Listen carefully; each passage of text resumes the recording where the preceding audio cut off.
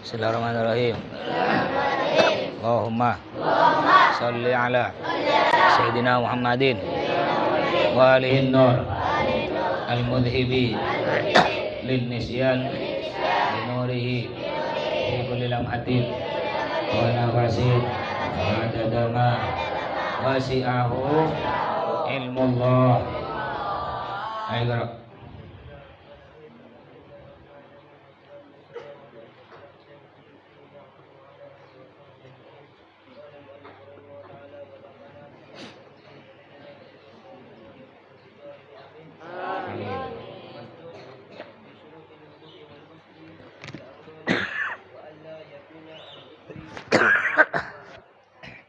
wa'ala paslun dilanggal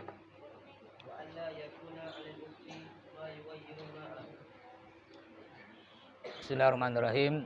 Alhamdulillahirabbil alamin wassalatu wassalamu ala asyrofil anbiya'i wal mursalin sayyidina Muhammadin wa ala alihi wa sahbihi ajma'in. Qala al-muallif rahimahullah wa nafa'na bi ulumihi wa maddana bi asrarihi wa bi kulli dharaini amin. La tajlis fuk hada. La tajlis fuk. Habal. La ahad yarud, enggak boleh tidak. Faslun di syurutil husli wal wudu ila anggal wa alla yakuna dan tidak boleh ada wa alla yakuna dan tidak boleh ada alal udwi di atas anggota tubuh, alal udwi di atas anggota tubuh ma sesuatu yughayyirul ma'a yang merubah air. Sesuatu yughayyirul ma'a yang merubah air. Jadi tidak boleh ada di atas anggota tubuh sesuatu yang merubah air. Mama tangan ente semua ini kena belau. Ya, belau atau jingga pewarna. Atau jingga pewarna ini semua tangan ente merah. Kena obat merah lah umpamanya. Tangannya semuanya kena obat merah.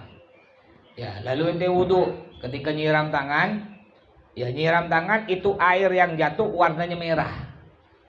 Air yang jatuh warnanya merah. Ini wudu ya ketika ente basuh wajahnya sah. Ya, tangan kanan ketika ente basuh tangan kanan yang kena obat merah, lalu air yang jatuh merah, ini tangannya tidak sah. Caranya bagaimana? Ente siram dulu tangan ente, hilangkan merah-merahnya. Udah hilang merahnya, ketika ente siram, air yang jatuh warnanya bening, itu baru sah wudunya. Jadi yang tidak sah jika merubah warna air. Bagaimana kalau sisa-sisanya, Mas? Sisa-sisanya kadang-kadang kita pakai obat merah kan, sini pakai obat merah. Lalu kita siram tangan kita, airnya jatuh warna merah. Lalu kita gosok-gosok masih warna merah. Lama-lama itu kan ada sisanya. Obat merah melekat di tangan. Tapi ketika kita siram, airnya warnanya bening. Ini tidak apa-apa, masuk air, nyerap. Karena obat merah nyerap air. Obat merah, belau, pulpen, itu nyerap air. Yang tidak nyerap air diantaranya lem besi, apalagi tip ek, spidol masih nyerap air. Kalau la tajlis fuk hada, ihdar kulu ihdar huna pindah douna.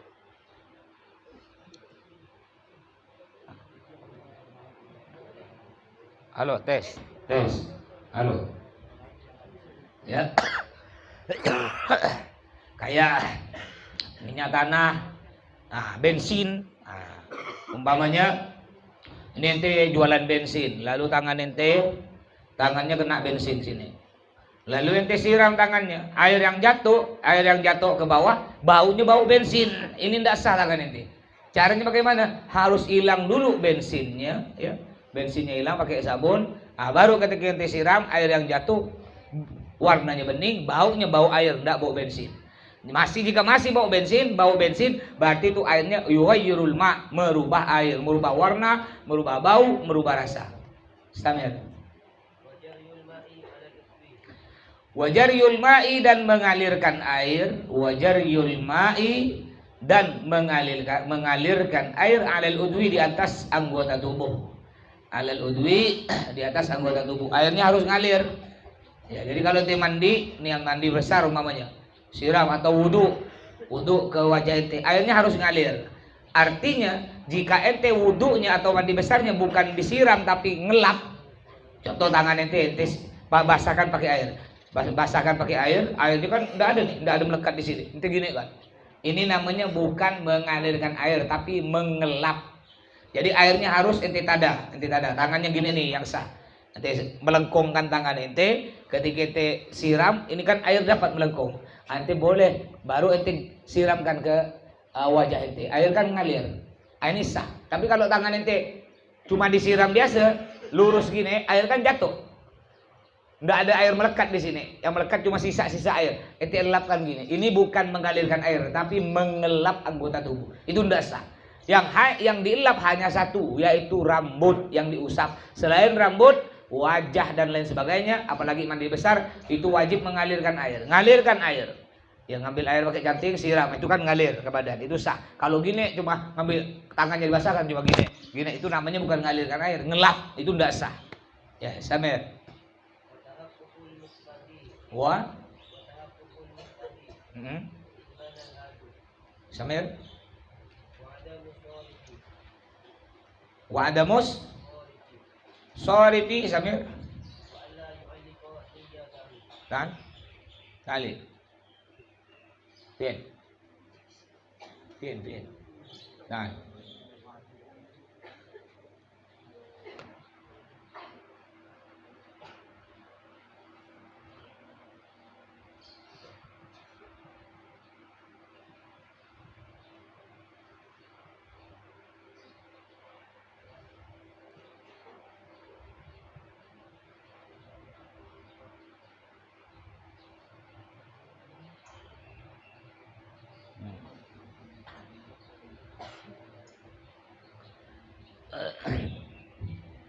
ada lima walai tahaggab ada wa tahaqqul muqtadi terus inbanal halu. Itu maksudnya wa tahaqqul muqtadi, kita harus yakin, enggak boleh ragu. Contoh kalau ini enggak sah kalau diragu. Ana nih hadas besar atau hadas kecil. Ragu ini. Ana hadas besar atau hadas kecil. Anak kentut atau juga tadi mimpi keluar mani, masih bingung ente. Ketika ente bangun, ini apa ya? Ente pegang kemaluan ente umpamanya. Agak licin-licin, baunya bau kayak putih-putih telur atau bau beklin. Ya. Lalu perasaan ente ini mani atau bukan ya? Tapi kayaknya bukan. Berarti anak ini cuma hadas kecil, mungkin keluar madi najis. Tapi kok cair ya, kok kental-kental, kok baunya bau beklin, ini mungkin mani. Masih ragu ini, mani atau madi, belum yakin. Lalu ente wudu, tak tahulah, pokoknya anak wudu aja lah, tak mau mandi besar. Wudu ente tidak sah. Kenapa? Karena ente belum menentukan itu hadas besar atau hadas kecil. Ente harus yakin, menentukan, yakin. Ya biar aman, ente yakinnya. Ketika ente ragu antara mani dengan madi, ragu, lebih aman ente mandi besar, aman. Ya, kenapa aman? Karena kalau lebih besar lagi, kalau orang udah mandi besar, ndak wudu, sah wudunya. Tapi dengan syarat sebelumnya ndak batal wudu. Umpama ente wudu, setelah wudu ente tidur di musola, tidurnya dalam keadaan duduk, duduk menempatkan kedua bodinya, bokongnya ke lantai. Lalu ente tidur. Lalu ketika ente bangun, ente pegang-pegang kemaluan ente kok basah, dicium. Ini bau mani nih ya. Bau mani. Gimana? Lalu ente mandi besar. Ketika ente mandi besar, selama ente tidak nyentuh kemaluan, tidak melakukan hal-hal yang batalkan wudu, tidak nyentuh kemaluan, tidak kentut ketika mandi besar, maka ente tidak wudu, sah udah. Dengan mandi besar, wudu ente sah, tidak perlu wudu lagi. Kenapa? Karena pertama wudu ente tidak batal. Paham? Tapi kalau ente ketika mandi besar masih gosok-gosok pegang kemaluan atau kentut, itu wudu ente batal, wudu lagi. Jadi kalau ente ragu antara mandi besar, antara hadas besar, hadas kecil, ya masih ragu, belum yakin, lalu ente wudu, tidak sah wudunya. Cara aman mandi besar baru wudu. Kecuali kalau wudunya tidak batal, tidak usah wudu. Ya, istamir. Wa adamus shorifi. Tidak ada sesuatu yang mengubah niat Tidak ada sesuatu yang mengubah niat. Ya. Bapaknya ente ketika wudu, lalu setelah wudu, nanti ketika anak wudu, pokoknya anak kalau wudu dapat pertengahan, anak mau berhenti wudu, mau anak batalkan berhenti wudu, anak mau ketemu. Kalau gini, ente ketika niat nanti kalau orang tua anak datang, maka anak berhenti wudu, batalkan wudu, selesai. Ketika ente basuh wajah, tiba-tiba bapak ente manggil, ente wudu di depan musola nih. Ketika wudu, bapak ente panggil, bang, ya, noleh. Dah berhentikan ya. Ente nanti ketika wudu harus ulang lagi dari depan. Kenapa? Karena ente udah memalingkan niatnya, mengubah niat ente. Ya, istamir. Wala yu'alliqa niyatahu. Tidak boleh menggantungkan niatnya. Tidak boleh menggantungkan niatnya. Sama hampir mirip dengan tadi. Tidak boleh menggantungkan niat. Termasuk sholat, wudu, mandi besar. Tidak boleh menggantungkan niat. Bapak ente sholat nih. Termasuk sholat. Nanti ya Allahu Akbar. Lalu ketika ente sholat, Allahu Akbar dalam hati ente niat. Sebelum sholat mendung. Ini kayak sekarang ini kan mendung nih. Sebelum sholat mendung. Lalu ente sholat Allahu Akbar dalam hati ente. Nanti kalau hujan, ya, anda batalkan sholat, anda mau ngangkat pakaian. Kalau ndak hujan, anda lanjutkan sholat. Batal. Ente ngomong gitu dalam hati langsung batal. Hujan tak hujan batal. Ya, artinya bagaimana? Harus dawamun niyah. Teruskan niatnya. Mulai dari sholat pertama sampai selesai, dari wudhu pertama sampai selesai, harus dawamun niyah. Niatnya diteruskan. Tidak boleh ada dalam hati mau berhenti di tengah jalan. Tidak boleh. Harus selesaikan. Ya, istamir. Waduhulul waktu dan masuknya waktu sholat. Waduhulul waktu dan masuknya waktu sholat. Istamir. Watafhim. Istamir. Wata'afudun. Nih, kan.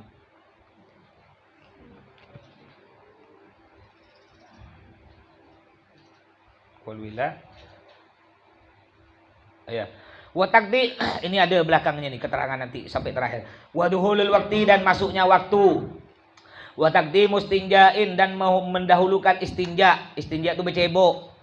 Watakdi mustinjain dan mendahulukan istinja bercebok. Watahafudun dan menjaga. Watahafudun dan menjaga. Terus walwila'u dan terus-terusan. Walwila'u dan terus-terusan, cepat-cepat. Bainahuma di antara keduanya. Bainahuma di antara keduanya. Terus istinja dan wudu atau wusul. Lidaimil hadas, bagi siapa tadi uduhulil waktu ila akhirihi? Bagi siapa? Lidaimil hadas, untuk orang yang selalu hadas. Untuk orang yang selalu hadas. Jadi orang yang selalu hadas, di antaranya beser. Tahu beser? Beser ini kata orang Madura cer-cer, ya. Gum. Nah, tang, pahmi huna. Gum bisurah. Ya. Salisul bol nih beser. Ya, bahasa Maduranya cer-cer. Cer-cer tuh beser tuh keluar kencing terus. Kayak ada santri perempuan kemarin izin, anaknya Ustaz Hadi itu, dia istihadhah keluar darah terus, tidak berhenti-berhenti. Masih udah datang orangnya? Belum, sampai sekarang nih ya. Sampai dia dimasukkan darah ke badannya, menghabiskan berapa kantong. Karena darahnya keluar terus. Nah, ini juga termasuk daimul hadas, selalu hadas. Selalu hadas, kentut terus, tutut tak berhenti, tutut kentutnya. Bahkan kentutnya bisa kayak gedang hadrat. Tutut gitu ya. Kentut terus. Kencing terus, atau perempuan istihadhah keluar darah terus. Ya, atau ada orang keluar mani terus. Enggak berhenti keluar terus. Ya. Atau keluar madi terus. Nah, gimana kalau orang daimul hadas, selalu hadas, dia wudhunya bukan kayak orang biasa, bukan kayak orang yang normal, yang sehat, bukan. Wudhunya syaratnya diantaranya dia harus istinja dulu. Ya, istinja dulu, cebok dulu, udah cebok, ya cebok bersihkan dulu. Kencingnya tadi, umpama laki-laki yang kencing terus keluar kencing tidak berhenti, dibersihkan dulu ya. Kemaluannya cebok dulu, dan kemaluannya lalu diikat biar tidak keluar kencing ketika sholat. Ya, diikat ya pakai plastik atau pakai balon Nanti diikat kalau perempuan pakai softtek atau kapas dan lain sebagainya. Pokoknya intinya setelah, tapi cebok dulu ya.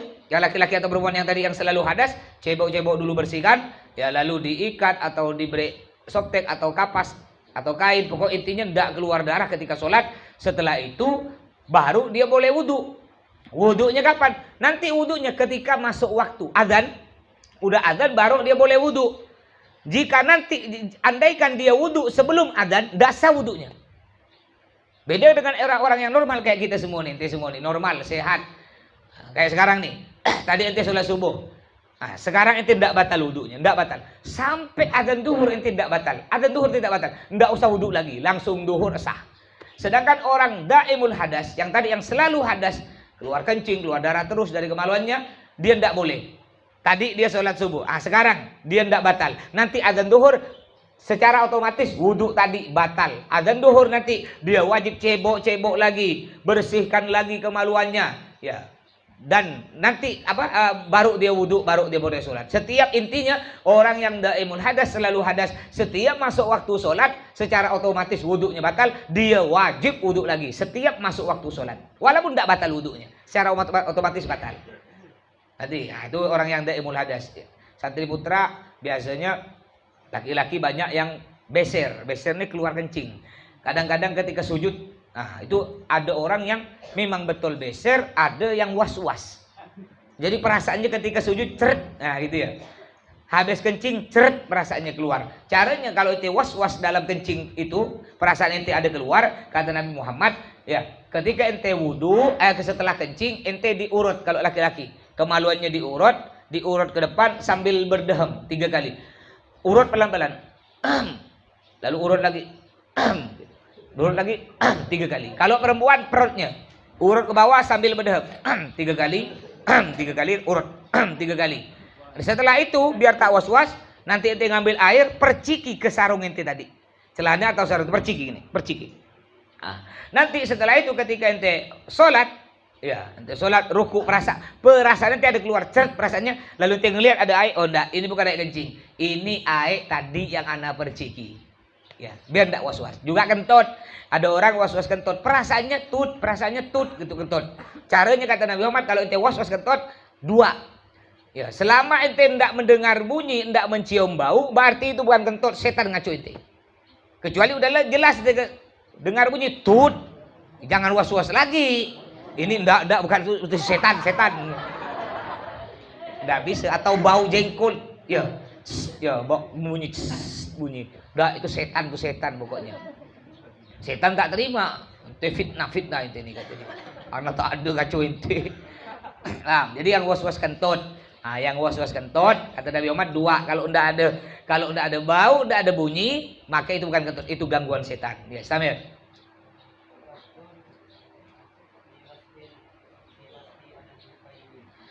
Ini penting nih, faslun, satu pasal. Fil mashi alal huffaini. Fil mashi mengusap alal huffaini di atas 2 sepatu. Fil mashi mengusap alal huffaini di atas 2 sepatu. Jadi kalau ente malas membuka sepatu, ente wudu enggak perlu buka sepatu. Cukup diusap, enggak usah siram sepatunya, basah kalau disiram. Cukup diusap, tapi ngusap sepatu laki-laki atau perempuan sama, ngusap sepatu ada syaratnya, tidak sembarang ngusap-ngusap syaratnya. Di antaranya lanjut, Samir. Wayajuzu dan boleh al-mashu mengusap alal huffaini di atas 2 sepatu. Samir. Badalan sebagai ganti.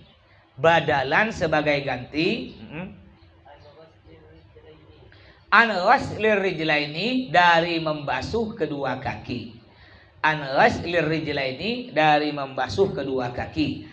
Jadi kalau ente tidak mau basuh kedua kaki karena ente pakai sepatu terus, ya sebagai gantinya ente boleh tidak usah buka sepatu ente, cukup diusap, bukan disiram, diusap. Ini biasa orang Arab nih begitu ya. Karena orang Arab perjalanan zaman dulu nih perjalanan jauh, pakai onte, pakai kuda, perjalanan dari satu daerah ke daerah lain berhari-hari, berminggu-minggu. Ya, makanya mereka tidak mau repot buka sepatu, dan sepatu zaman dulu kan terbuat dari kulit. Terbuat dari kulit, diikat lagi kaki-kaki. Jadi kalau mau buka sepatu masih repot dia. Repot. Kalau zaman sekarang sih enak sepatunya. Sepatu buka, pasang gampang, tidak repot. Nah, tapi kalau walaupun ente punya sepatu gampang dibuka, buka pasang gampang, ya masih boleh ente ngusap. Tapi ada syaratnya, sepatunya seperti apa? Tidak sembarangan, ada syaratnya. Jadi boleh kita mengusap sepatu sebagai ganti membasuh kaki. Istamir. Badalan sebagai ganti an ghasli rijlaini, dari membasuh kedua kaki, fil wudu'i, di dalam wudu. Fil wudu'i, di dalam wudu. Hanya wudu yang boleh, mandi besar tidak boleh. Samir. Apa syaratnya? Wa syartu jawazil mashi, adapun syarat dibolehkannya mengusap sepatu. Wa syartu jawazil mashi, adapun syarat dibolehkannya mengusap mengusap sepatu maksudnya al-ayyal basahu ala, di antaranya yang pertama mengusap sepatu boleh, ayyal basahu, hendaknya dia memakai sepatu, ayyal basahu, hendaknya dia memakai sepatu, ala taharatin kamilatin, ya dalam keadaan suci, kamilatin yang sempurna, ala taharatin kamilatin, dalam keadaan suci yang sempurna. Istamir.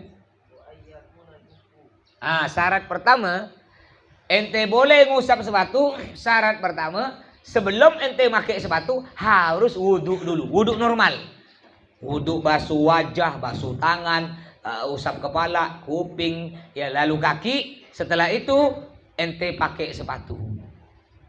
Pakai sepatu. Baru ente nanti kalau batal, ketika ente batal, nanti sepatunya tidak perlu dibuka, cukup diusap.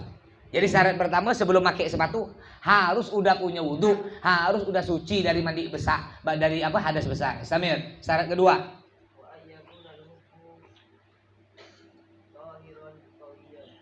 wa yakunal huffu, dan hendaknya sepatu itu, wa yakunal huffu, dan hendaknya sepatu itu tohiron, suci. Tohiron, suci. Jadi sepatunya harus suci. Tidak boleh ada tai ayam, tai sapi, tai kodok, tai macam-macam. Pokoknya yang najis hadis tidak boleh. Syarat sepatunya harus suci. Terus qawiyan dan kuat. Qawiyan dan kuat. Sepatunya kuat. Maksudnya kuat, dia bisa dipakai untuk perjalanan jauh 1 hari 1 malam. Tidak mudah koyak. Bukan sepatu terbuat dari kain, apalagi sepatu terbuat dari kertas. Tidak bisa. Sepatu yang kuat. Mama ente jalan kaki satu dari sini ke Mempawah, ndak koyak dia. Itu berarti kuat. Ya. Ndak harus dari kulit, dari apa saja. Ada dari apa saja yang kuat. Contohnya sepatu yang murah, biasa sepatu petani yang ke sawah. Sepatu apa tuh? Yang panjang tinggi. Sepatu bot. Nah, itu masuk kuat. Kuat enggak sepatu bot tuh? Koyak enggak 3 hari ente berjalan? Koyak lah, kaki ente yang koyak. 3 hari berjalan tak berhenti. Ya, Samir. Yumkinu yang memungkinkan mutaba'atul masyi, terus-terusan berjalan, Islamnya, alaihi, dengan sepatu itu. Alaihi, dengan sepatu itu. Maksudnya memungkinkan sepatu yang kuat tersebut ente berjalan berhari-hari, dia tidak akan koyak. Kuat sepatunya. Islamnya? Lil musafiri, bagi musafir. Lil musafiri, bagi musafir. Islamnya? Fil hajati, di dalam keperluannya. Fil hajati, di dalam keperluannya. Maksudnya sepatu itu jika dipakai musafir atau ente pakai berjalan jauh, sepatu itu kuat, tidak mudah koyak, tidak mudah robek. Ya, Islamnya? Syarat selanjutnya sepatunya tadi, sepatunya kan harus suci. Lalu sepatunya harus kuat, terbuat dari apapun bebas sepatunya, yang penting kuat. Mau terbuat dari besi, dari kaca, sepatu Cinderella, ya dari kaca, atau sepatu dari beladar, karet, yang penting kuat, tidak mudah koyak. Syarat selanjutnya sepatunya harus satiron, menutup. Syarat sepatunya ini, ya syarat sepatu selanjutnya satiron, menutup. Islamnya? 5 halil ghasli, 5 halil ghasli, pada tempat membasuh kaki, maksudnya 5 halil ghasli, pada tempat membasuh kaki. Artinya batas kita wajib membasuh kaki sampai mana? Sampai di atas mata kaki. Jadi sepatu ente harus tinggi. Nih lihat nih, sepatunya harus di atas mata kaki, tinggi. Apalagi sepatu bot petani itu ya lebih tinggi lagi, itu bukan sampai mata kaki, sampai mata apa nih? Mata lutut. Ya, jadi ente pakai sepatu harus sepatunya tingginya di atas mata kaki. Andaikan sepatunya pas di mata kaki, apalagi di bawah mata kaki, maka tidak boleh ngusap. Harus buka sepatu basuh kaki ente. Tapi kalau sepatu ente tingginya di atas mata kaki, tidak perlu buka, boleh ngusap. Samir? La minal a'la. Ya. La minal a'la maksudnya tidak harus tertutup. La minal a'la. La yastur la yastur atau la satir minal a'la. Tidak harus ditutup bagian atas. La minal a'la tidak harus ditutup bagian atas. Yang wajib tertutup tuh bagian bawah samping. Jadi andaikan dari atas sepatu ente pakai sepatu bot punya bapak ente tinggi sampai setengah betis ente. Jadi andaikan dilihat dari atas nampak mata kaki ente, enggak apa-apa. Yang penting dari samping, dari bawah tak nampak mata kaki. Samir. Terus syarat selanjutnya sepatunya mani'an mencegah nufudal ma'i, tembusnya air. Nufudal ma'i, tembusnya air. Samir. Min ghairil horzi, dari selain lobang-lobang tali sepatu. Min ghairil harzi, dari selain lobang tali sepatu. Samir. Nah, jadi syarat selanjutnya sepatunya harus tidak mudah tembus air.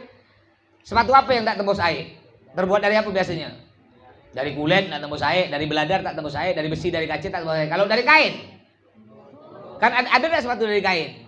Ada kan? Nggak, itu kan tembus air, nggak boleh. Kalau ente pakai sepatu itu ente wajib buka sepatunya, wajib buka dibasuh kaki ente. Nah, jadi sepatu syarat selanjutnya tidak mudah tembus air. Gimana mas? Airnya masuk mas, tembus air tapi dari lubang-lubang tali. Kan kalau ente masang tali sepatu kan ada lubangnya. Kalau ente usap gini airnya masuk, itu enggak apa-apa dia, enggak apa-apa karena dari lubang tali. Maksudnya yang enggak boleh masuk dari samping sepatu yang normal biasa. Ya. Jadi yang lebih nyaman lagi ente pakai sepatu bot itulah, bot atau sepatu polisi itu. Sepatu polisi kan terbuat dari apa tuh? Dari kulit. Wah, tinggi lagi segini. Ya, jadi syarat selanjutnya sepatu tidak mudah tembus air. Samir. Mazal tawil.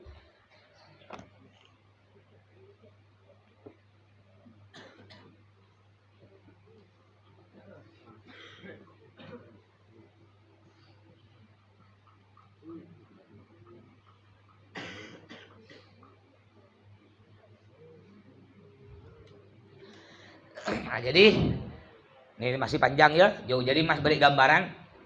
Bolehnya ente mengusap sepatu dengan syarat diantaranya sebelum pakai sepatu ente udah punya wudhu dulu. Wudhu normal ya. Wudhu, kaki ente disiram. Setelah kaki ente disiram, baru ente pakai sepatu. Lalu ente sholat kaki sepat. Syaratnya lagi sepatunya tidak boleh buka. Kalau ente sepatu ente buka, itu udah batal lah. Karena nanti ente wudhu wajib disiram kakinya. Jadi ulang lagi gambarannya. Ente wudhu dulu, wudhu biasa normal seperti biasa, kaki ente disiram, lalu ente pakai sepatu. Lalu ente sholat, duhur belum batal, asar belum batal wudhu ente kan. Ketika hampir maghrib batal ketetut, batal. Gimana caranya? Ente wudhu lagi. Nah, wudhu lagi, siram wajah seperti biasa, tangan, rambut, kuping. Setelah itu sepatu, sepatu tinggal bebas. Kalau ente mau buka, kalau udah buka sepatu berarti ente wajib siram kaki. Kalau ente tidak buka tidak apa-apa, tinggal diusap jak sepatunya. Diusap. Cara ngusapnya nanti ada pelajaran selanjutnya. Tapi dengan syarat ingat, masang sepatunya sebelum masang sepatu harus dalam keadaan suci, punya wudu. Subhanakallahumma wa bihamdika asyhadu an la ilaha illa anta astaghfiruka wa atubu ilaik.